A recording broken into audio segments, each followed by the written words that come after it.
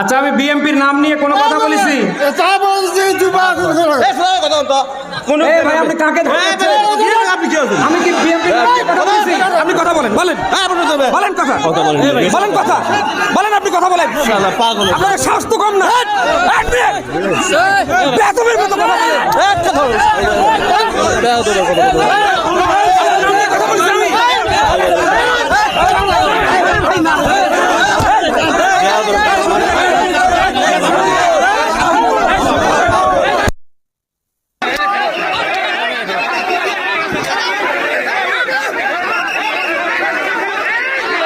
ভাই। আপনাদের বিবেচনা করবে দেশের 18 কোটি মানুষ।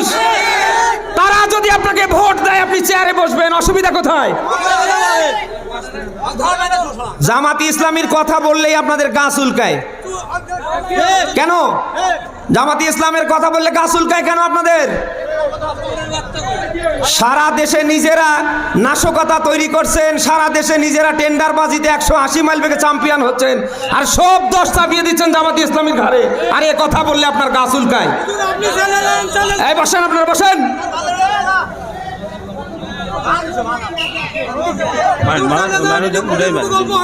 না ভাই, এখানে তো আমি কারোর নাম ধরিনি। ঠিক আছে, তাহলে ওটা সুযোগ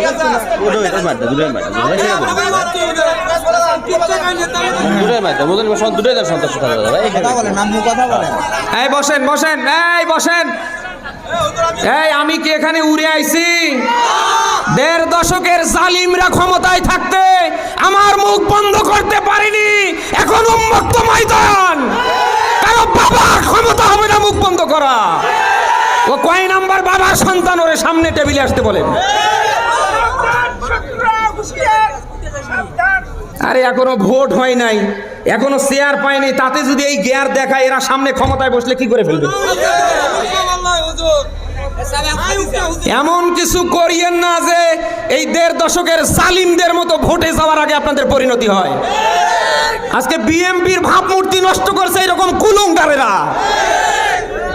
10টা কথা যদি আপনি সহ্য করতে না পারেন, আপনি কিসের নেতা আমার বলেন তো?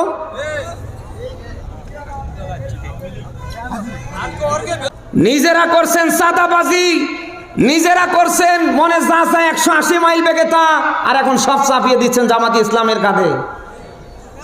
এটা 5 তারিখের আগে না, এটা 5 তারিখের এখন পর।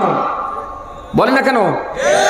5 তারিখের আগে মানুষের চোখে ছিল চশমা পরা, এখন কারোর চোখে আর চশমা নেই।